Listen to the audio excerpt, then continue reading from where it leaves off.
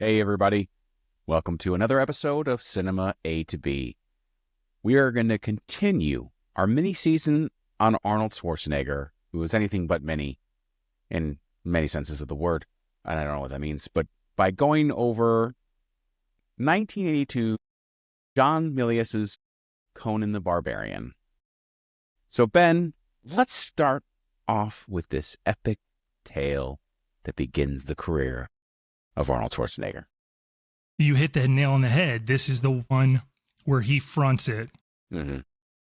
The only other movie he'd done prior to that I could say he kind of carried it was the documentary Pumping Iron, because after that, it's just bit roles. It's a series of bit roles. And several of them, he plays another bodybuilder, basically. So this is really an important movie. Mm-hmm. He headlines it, and it's a really good movie. So it's not that he just was the lead and it comes through and isn't very good. I'm going to say it's excellent. Mm-hmm. And all these movies that we're discussing in this top 5 or 6 as we're doing this mini season, to me, they all have one really important factor in common. Obviously, they all have Schwarzenegger, but why are they the upper crust? And it all goes back to the directors that are writing and directing these movies. And he gets a really good one with Milius. Mm-hmm. And this is a pet project of Milius's. And he's even called it later, basically said he pulled a fast one on everybody and made a Viking movie. Mm-hmm. And kind of hid that with the sorcery and, some of the more whimsical elements. But at its core, it's a Viking film. And what is it he said? He said if we couldn't, they were really fortunate to find Arnold. It's like, had we not found him, we would have had to build him. Mm-hmm. Basically, yeah. Yeah, he was tailor-made for this role. And I've got a couple other things I'll mention as we kind of converse on this, but I really, really have grown to appreciate this film more and more each time that I've watched it. And for me, it is in the upper crust. I mean, we've got it,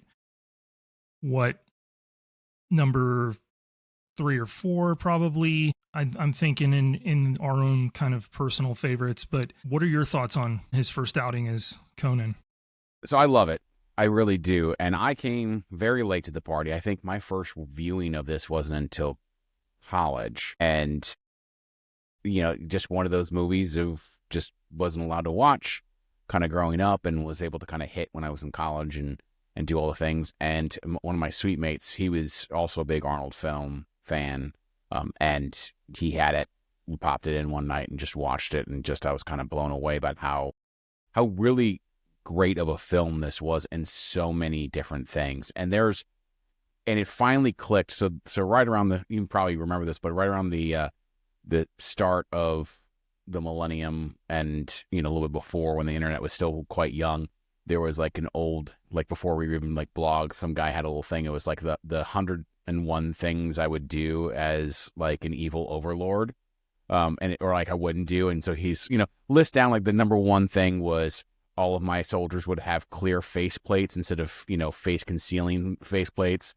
Some of it's a little bit outdated. Like he'd say, I always pad my files to be 1.45 megabits, because obviously floppy disks are 1.44, so you could never copy it onto a floppy disk. You need 2 or whatever. Anyways, this was the point. But there was always one that I just didn't get, because it was just like, I will never turn into a snake. It never helps. And objectively, it still kind of laughed. And then I'm sitting here watching Conan the Barbarian. Yes. And then he turns into a snake. And I was like, it's like it just like clicked, mind blown. I go, it's brilliant. I love it. I think this is great. This is fantastic. That made that joke so much better. I say all this, but I'm really impressed so much with how much is done and how much story is built without dialogue. And I know we've talked in the past of like where things happen with just music and it feels very kind of like film school-esque. I do not get that from this. Like, I feel like this is a very distinct choice by Milius to do an opening sequence where almost nothing is dialogue, where he keeps, I think it's like 24 lines for Arnold in this film completely in the entire thing. And it just works because he is that strong silent type. This is a brutal world. And some things just make it feel more dangerous or more real. I mean, that opening sequence, just looking through the snow and then the riders, it just, without any dialogue, it just hits a little bit harder, I feel like dialogue actually really would take away. I mean, and obviously there is dialogue later on, but like you go a while. And I think it's like almost 30 minutes before even Arnold actually ever speaks in the film. But I don't know. I do really like this. There's a couple of things that I do not like, and really only like one or two. Some of it is with some of the performances. I know there's a couple of other things that people I was dating at the time who also watched this with me did not like. She was very, very upset. But we'll get into that. We will get into that. Interesting. I'm looking forward to discussing that. Yeah, you're right. Some of the performances are a bit uneven, even within the small band of like misfit heroes. You mentioned the film school thing. For me, that is only true when you layer music over just montages of shots that go way too long, that aren't like a true montage of like our hero getting better. That it's just kind of, that's when it feels a little bit lazy. I don't recall any of that in this movie. If there's music playing, you're actually in the same scene. Like you said, the beginning where they raid the village. And then Thulsa Doom comes and they kill his mother. And you have, I mean, this score by Basil Poledouris is one of the best. It's in my like, by the way, if you're ever lifting weights and you want a PR, put on Anvil of Crom. Yeah. And your testosterone levels will jump, probably 50 points, and you'll make the lift. Beautiful film score. And yeah, and I think it all goes back to what Milius has crafted with this. And it's Milius, and interestingly enough, written alongside with Oliver Stone. Yeah, a very young and up and coming Oliver Stone, which is really interesting because politically, I can't think of like two guys more different than very conservative but almost anarchist. I think he referred to himself as Milius. So maybe they had that in common. But I remember correctly, what I read was that Oliver Stone actually had like written it into like the future, like it was a post-apocalyptic future as opposed to like being in the past or something, but that got scrapped. That got scrapped, yeah. Yeah, obviously, but But it goes back to what we've discussed before. It's a very, very good script, and then it goes from there. And I have to say, I'm kind of rushing to the ending at the beginning of our episode discussing this. It's probably my favorite ending of an Arnold movie. Him climbing up there, cutting the head off the proverbial snake and chucking it down those steps, and then the fallout. Everybody's just like, oh, party's over, time to go home. And you get this the score kind of settles in, and you get these really awesome shots of Arnold on about midway down the steps in contemplative thought of like, his journey of revenge is over. Like, what's next? What do they do now? And that great scene where the princess, the King Osric's daughter that's been caught up in this cult, she like bows at his feet, and he just walks right by her and is like, no, get up. Like, she's just so conditioned to like wanting to worship like the next thing. And then he leads her off and carries her out. And then obviously you've got that awesome kind of post log with the narrator, the wizard. But yeah, I think it's my favorite ending of a Schwarzenegger picture. It's just very cathartic, and like, I just love that this is like basically an anti-hippie movie, like anti-cult movie. This would be a double feature for me along Once Upon a Time in Hollywood. If you want to watch hippie cult leaders get their due, those would be the two films that I would pick. But so I do want to go back and kind of continue to talk about the ending of this. Is I really and I noticed it a lot more this time or took stock of it at least. Is I love how he, like you said, it brings it full circle of just his revenge, but it also brings it full circle of kind of how he remembers how Thulsa Doom kind of spellbound his mother to then kill her, and then he's able to realize that and stop it. And so it feels like a complete story. Like it doesn't leave really anything. It feels like figures out all these gaps, things that were done in the beginning, they come back to, and there's nothing I really feel like just left open. And of course we get a fantastic punching of a camel. That's just glorious. Every time I see it, I laugh. I just think it's the best. It's just absolutely. Which is honestly a pretty dangerous thing to do. Camels are mean, potentially mean animals. Well, and a couple years ago, his handler must have been mistreating it because it literally bit his head off and chucked it. So, no, go ahead. I love everything about this movie. Obviously, I've mentioned the score. I find the cinematography to be excellent. It's gorgeous. It's those vistas. Yes, and they do cool things. I believe in this one they did it. They did it in Conan the Destroyer as well, where they basically use on site. Let me phrase this correctly. It's basically a matte painting that's mobile. That's set up on a stand on location, so that you can take an actual mountain and then put a castle or fortress that's up on it and use it in shot.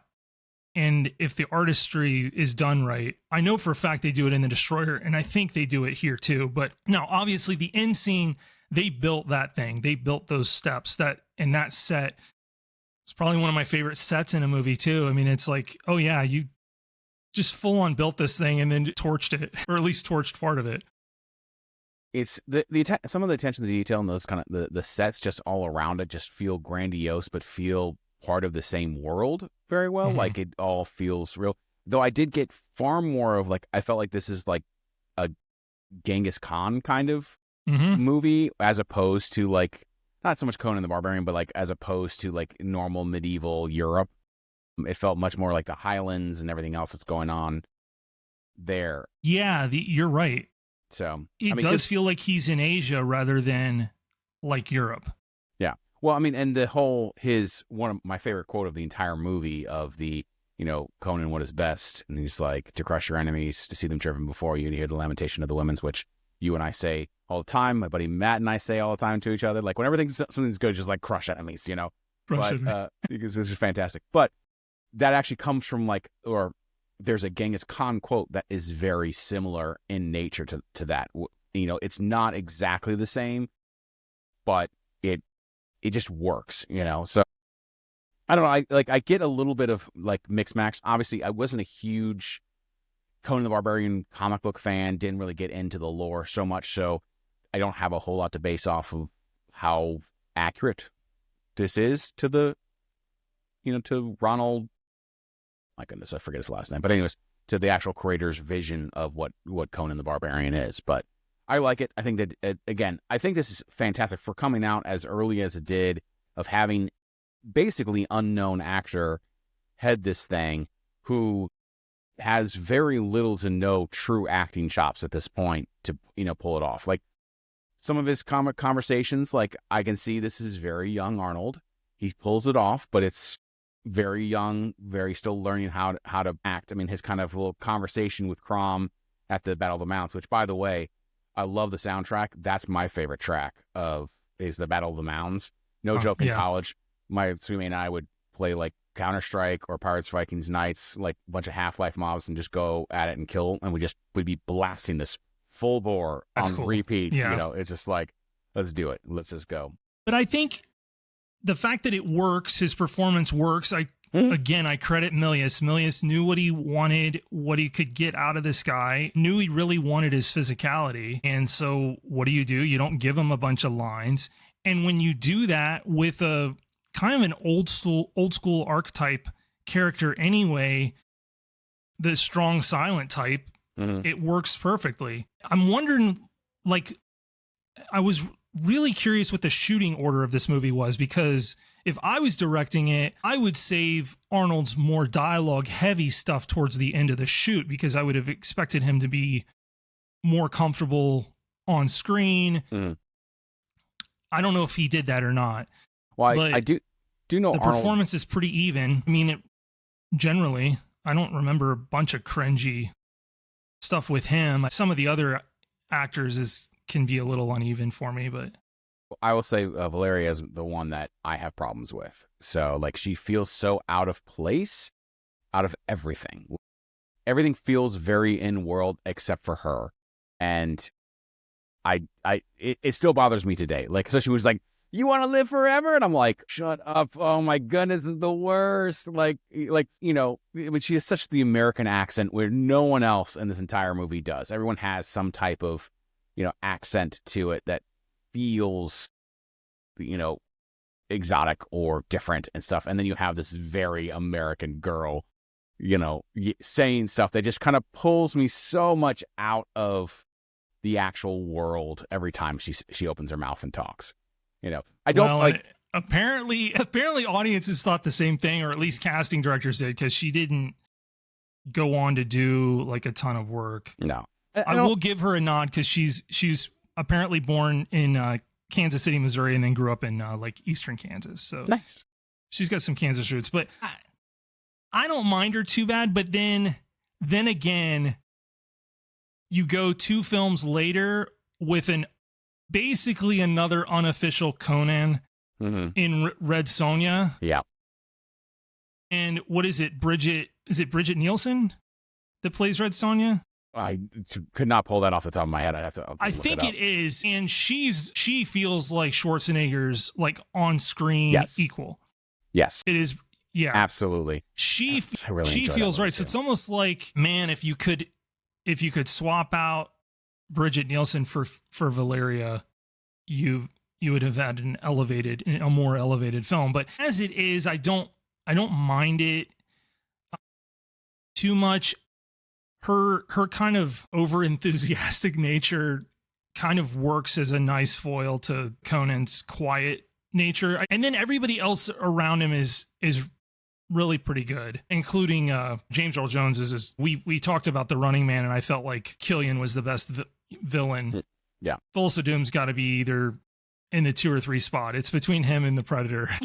And I probably would lean towards Thulsa Doom, because he's actually like he's not really he's not like just a faceless monster. Like, he's actually just talks and lines and and this motivation. Man, the scene where he like is just, they're discussing like the riddle of steel and flesh, and he, "Come, child," and those people throw themselves off those cliffs, is just mortifying. Yes, it's powerful. I mean, obviously James Earl Jones is a fantastic actor, but one of the things I was going to talk about was hoping that they had shot those scenes with Arnold actually speaking afterwards, because I know he befriended James Earl Jones and kind of held such high regard for Max von Sydow that like they actually kind of supposedly chatted with him and helped him out with like some acting tips and other stuff of like, hey, you should do that. And it'd be just brilliant to have waited till he had those conversations. But I agree with you. I think Thulsa Doom is just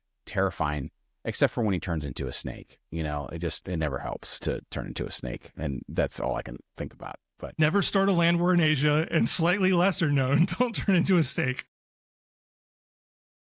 But you agree? I mean, James Earl Jones just has that presence, that power, that he just emanates it, and I completely believe like he's a demigod, like some type of whatever. Like that it's going to be like he just comes across that way in the scene. And even going up like toe to toe with Arnold Schwarzenegger, who, even this early on is still a big hulking guy and kind of draws your eye to him.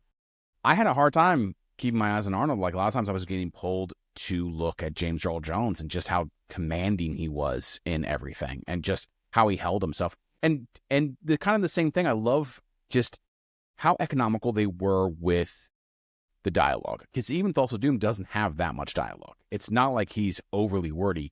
He thinks about what he's going to say. he lulls you into that false sense of security, into that believing him, and that hypnotics to kind of get you to do his bidding or to not fight back. And it works. And just how James Earl Jones does it is just absolutely great. So in a lot of ways, we talk about the writing, how the dialogue is great and how it moves along the story. In this case, I'm going to say it's great that the writers decided to be so economical. Like, you don't have to have your characters talk all the time. Sometimes it's better and more, I don't want to say like not fearful, but makes them scarier or stronger or tougher if they don't say things, if you just let them be in the moment and just let them sit there. Well, you talk about the dialogue being economical. My favorite line is not even a line in the movie. It's literally one word. And it's when they're in the temple, and it's before Arnold. I mean, one of my favorite moments in the whole movie is when the Basil's score kicks in, Anvil of Crom, and Arnold tips over that big bowl of like human stew or something, and they start fighting. But before that, or maybe just after, like the head of the guard comes in and looks at him and recognizes him and just says, "You." Mm-hmm. And it's like these dialogue doesn't need to be wordy. Like, it just needs to be in the moment, correct for the moment. And yeah, I love that scene. He does, because he's like, I know exactly who you are. Mm-hmm. And how are you still alive? And it's like, there's so much wrapped up into him just saying you. And then obviously you get Sven Thorson in that scene too, is the big muscled up guard. He's got that hammer, and they're just smashing. Yeah, that scene's great. The fight sequences in this are always really good too. Like, I don't feel like they're terrible. I don't feel like they're that, not staged is not the right word, but overly choreographed. It's very simple. Swing the big thing against my enemy. And you've got big heavy weapons. You got big broadswords. Like, you can't do the finesse stuff. There's no Robin Hood fencing. That's just not the weapons that they employ in this movie at all. It's big battle axes and mallets and hammers and his sword. I mean, I guess there is some archery, but looking at it kind of the scenario, and even from today's standard, it doesn't feel bad. It doesn't feel slow. Like, I love the original trilogy for Star Wars, but you go back and try to like watch that first face off between Obi-Wan and Darth Vader on the Death Star or whatever, and you're just like, oh my goodness, this is super slow. I didn't get that from Conan. Like, I didn't get that at all from what's going on. It still feels dangerous, whereas it feels like, let's gingerly hit our laser swords against each other. Yeah, it's really interesting because that reminds me, so the movie's 82, and normally I would say a movie made that early in the decade would feel more like a 70s movie, and it does more or less look like one, but some of the fighting, frankly, feels more like what we start to get in the 80s. As far as the fight choreography and some of the stunt work, it definitely feels like a bridge film between the decades, and appropriately so. So, and the other thing too is, like, I can't remember a lot of effects work in it looking like horrible even now. Like, it's mostly practical effects, and I don't remember them, like, correct me if I'm wrong, but I don't remember like an over-reliance on a bunch of stop motion for anything. It feels like everything's pretty much in camera. The big snake in the first temple they go to is the only thing, and that doesn't do the typical stop motion, and so it doesn't feel bad at all. Like, I don't know if they used animatronics or how they got it to move. Most of that's a puppet, but yeah. So it looks a whole lot better and a lot more real than some of the old stop motion stuff. I don't know. But they also do a very I'm going to use the word economical again, but they also don't like show the whole thing all at once. Like, they'll do like the top down view of it ringing around the little tower stuff. But when it's in motion, it's not like we're seeing all of it. We're seeing like part of it here and part of it, there and over there. And so it's not all together in one shot. So it can be multiple pieces that's being used. I mean, we see Arnold kind of wrapped up into it. And then you have the director shooting real arrows at the snake while Arnold is wrapped up in it, which would not fly today at all. Milius, man. Well, and it wasn't like they had determined, it wasn't like Milius was like, oh yeah, I'm the super great archer. He just happened to be the best archer out of the entire crew, apparently. Like they were like all took shots, and like Milius hit the target, and they were just like, all right, director's got it. And I'm like, what? Wait, whoa, you're gonna shoot arrows at me? He was typically strapped anyway. Yeah. I mean, you're talking about the inspiration for Walter in The Big Lebowski. John Milius, very good friends with the Coen brothers, and yeah, they loosely based Walter on him, but yeah, he was a character. He's still around. He's retired, but they were trying to get a third installment of Conan off the ground, but it just never materialized, and he kind of made some people mad in Hollywood too. So, and also, let's be honest, Destroyer is not the same quality film. Yeah, he had nothing to do with Destroyer. Yeah. So yeah. Well, I mean, he wasn't available. Sorry, and that was the only thing. And I meant that after like the box office numbers and how the reception of the Destroyer, not so much like obviously not his thing, but for sure. So my big issue, obviously going back, is Valeria and her accent and her just constantly quoting, "You want to live forever," and just jumping off things and just whatever. That's fine. Go for it. So the girl I was dating at the time watched this and got really mad because she's like, wait, so Arnold dies, Valeria does all the stuff to save her, then she dies, and he's just like, all right, we'll burn your body, goodbye. He doesn't do anything to try to like keep her spirit in the realm or like fight off demons. It's just like, man. The wizard used his stuff, man. What can you say? Yeah, she was not happy with that at all. So I had a good laugh at that. By the way, the scene where Arnold gets it on with the witch is still hilarious. Well, yeah. he just throws her in the fire. just up and off. I feel like Milius or somebody wrote that scene of like about an ex-girlfriend or an ex-wife or something like that. And it's just like, oh, this would be so cathartic. Just if I could rolling around next to the fireplace, and then just she turns into a demon. He just literally tosses her right in there. Yeah. Oh my goodness, just fantastic. Just I do always laugh every time when at the beginning of just Arnold, because we do this a lot with Arnold, and he does it a lot as well. But when he's in the fight, like the fighting rings and stuff like that, where it's just basically him going, like especially the first fight where he gets kind of his butt whooped for a while, and he's just like, like just over and over. I'm just like, oh. Well, have you ever seen the outtake when he's running towards this outcrop of rocks and there's dogs that are chasing him, and it doesn't go well? Like they like start biting him, and and he's like, damn it! He like falls down. It's funny, but he got pretty tore up. Like they were not well-trained dogs, and they started coming after him, and he realized it and is like trying to scramble up these rocks, and they like pull him off, and he falls, and you can hear him yell out. But yeah, it's on YouTube if somebody wants to watch it. I gotta watch that and have a good laugh at Arnold's expense now. But yeah, he definitely took his licks on this movie. You just don't do a sword and sandal film in any era and not get injured. Like, it just seems to be, I know Russell Crowe got super tore up in Gladiator, like dislocated both his shoulders. Like, you just get tore up doing this stuff. And Arnold's a big, tough guy, but yeah, he definitely took his licks with. Well, and apparently he didn't have a body double at all, or stunt double for this, because they couldn't find anyone. Not in this one, but no. He sure does later. Yeah. But so he took a lot of those licks, and those dogs were super dangerous. Like, they attacked the handler as well. Like, it was not good. So apparently, yeah, him running, that's him really running away from the dogs. He's not faking trying to get away from those things. No.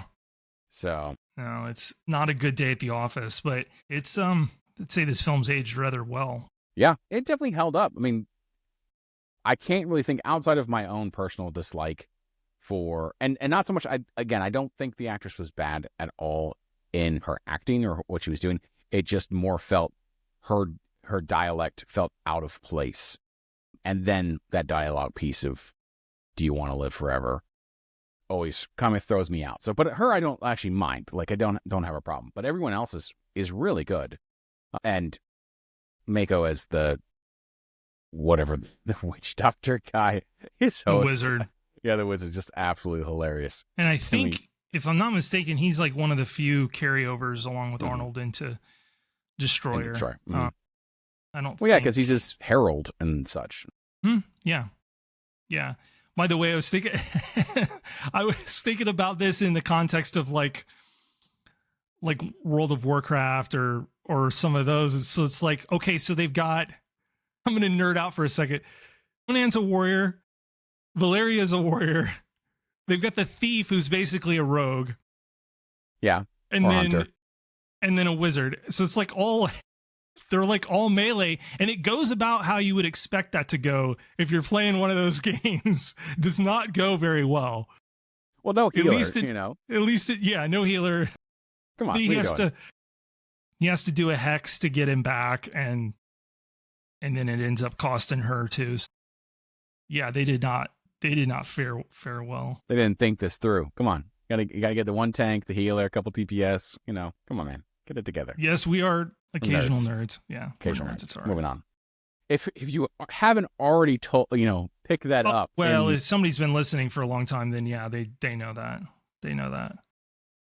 But no, this is a genre, by the way, that's really hard to do like well and not come off ultra cheese. This fantasy.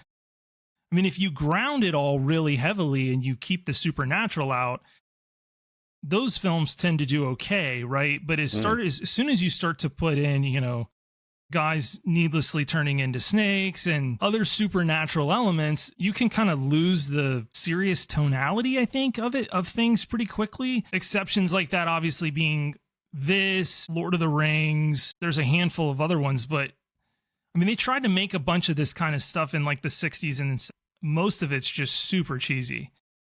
Like doesn't work. Like you could tell they weren't trying to make a cheesy movie, but they did anyway. Usually that's what happens.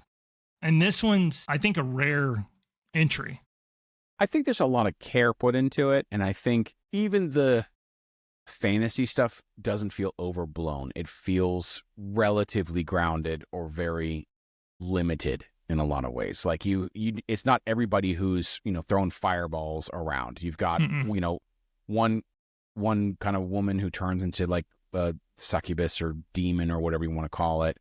You have obviously Thulsa Doom, and then you have the wizard. But really, other than that, and then obviously Valeria comes back because the gods sent her back to protect him, or maybe she just does it because that's what she wants to do. But other than that, it's very limited. So like it always kind of feels to me like it's not overblown of who has it's restrained for sure. And so it still feels a very like grounded movie, but with some fantastical elements in it, which can be semi-believable. It's when they kind of start doing like everyone's a wizard or everyone has powers, or they all happen to be here. Of 60 people out of 100 have powers at this one moment, and so. And which, I don't know. Yeah, I was gonna say it's not real, but it's not. None of it's real. It's all fantasy. But no, you're right. It's restrained. It's restrained, and it's how many times in the movie anything really fantastical even happens. At its core, it's swords and traditional fighting methods, and the battles aren't people shooting lightning and anything like that. And that's a credit to Milius, and I think that's, from what little I know, I think that's pretty in line with the character and the way the comics and stuff. I didn't read a bunch of those, so I think I had one Conan comic when I was in like middle school that somebody gave me, and I couldn't even tell you what it was. The only thing there was a parody comic that was like kind of like Conan or whatever, but it was like more cartoonish. And I think I had one thing of that. but it was not Conan. It was like making fun of Conan kind of a thing. But I'm just fascinated that this character's not been able to be like properly put on screen again. Like even with, and I like Conan the Destroyer. I don't find it to be a huge drop off. It's a noticeable drop off from this, but it's still got Arnold. He's still doing his thing. Wilt Chamberlain's kind of cool. We might do that movie down the line. It'll be a long while, I think, before we got into it, but it's not a horrible sequel, but even they weren't able to get it up to this level. And then what they tried to do it with, was it The Rock or was it Jason Momoa? It was Momoa when they tried to do it. Yeah, and they couldn't. I just think that it would have to be somebody, a really talented director's pet project, to bring this back and have it be any good. And I don't know who would play him today. And I ended up not seeing the actual remake with Jason in it, but I would have been fine with him. I think some of it is you're going to have him talk a whole lot more than you did Conan or you did Arnold in this one. I don't really know. Again, I didn't watch it, but I think you had to play to his strength, because even in The Destroyer, Arnold talks a whole lot more. Like, he's far more verbal than he was in The Barbarian. Yeah, he is. He is. And I mean, I think some of it is you take away the mystique and the interest in the character of being this tough, silent guy when you start having him talk all the time and, and going and apologizing to camels. Like, come on, man. Come on. We don't need that. You just punch them. It's much, much better. You don't need to apologize to camels. Yeah. All right. Sorry. It's like, I pick up the reference, but it's that kind of fan servicey stuff. And I'm like, it's a little too on the nose, buddy. It's a little too on the nose. Mm-hmm. You don't need to do that. Yeah. You don't need to do it. But I really like this movie. Yeah. It's great. I think I love it. And I understand its importance in the career of career trajectory of Arnold Schwarzenegger. Yeah. There's a little bit of luck involved in this too, in getting a role that I feel is this tailor-made for his first outing, carrying a movie, and great director. And you start running up through his filmography, and when he works with really talented directors, he makes really good movies. That because they don't cast him because they have to. They cast him because they want him. He fits the role. Yeah, he fits and you got to create special, unique roles for him. Like you couldn't, especially early on in his career, you couldn't just throw him in just anything. And then as he got more popular, then everything was tailor-made. And that's where I felt like there was the drop off later was he wasn't getting the best scripts necessarily. And because I don't think there were a lot of directors out there that were wanting to, handcraft another Arnold picture. So, well, yeah, this is a good. And the makeup of movies and action films were starting to change too. You're starting to lose the days of the big burly action hero. This guy absolutely owns the 1980s in every conceivable way. We just did True Lies, which I felt like was his last great movie. So, and that's at the end. 82 to 94. I would challenge somebody, go look at like big actors and action stars and stuff like that, and go look at their kind of core years of their career where they were making really like top flight movies.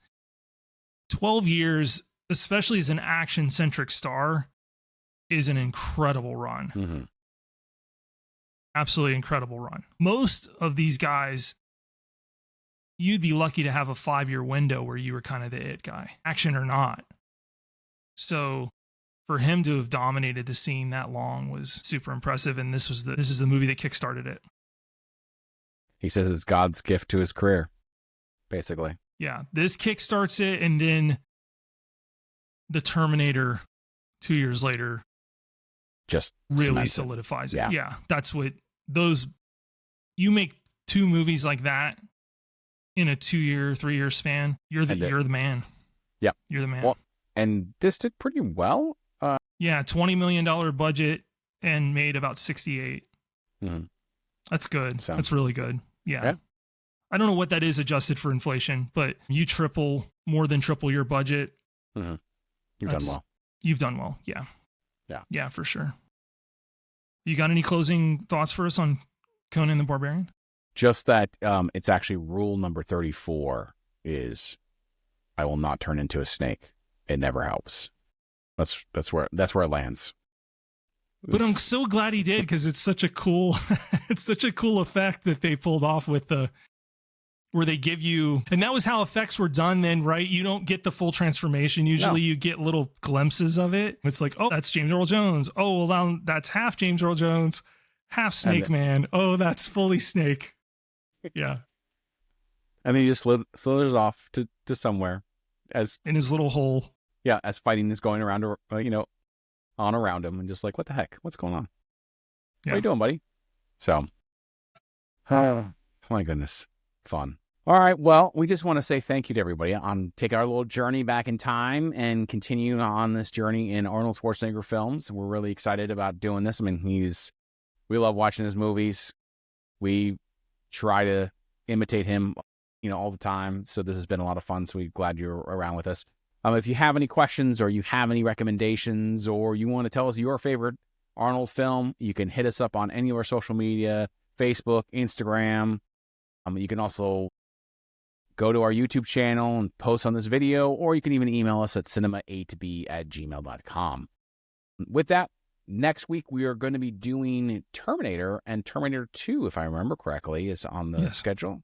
Yeah, like not really a double episode, but we figured it is easier to talk about the Terminator, Arnold's involvement, at least with the Terminator franchise, the good ones with the Terminator and T2 Judgment Day. So yeah, we'll kind of bounce back and forth, because it's going to be fun to contrast those movies as well. So stay tuned. That will be next week. Next Monday.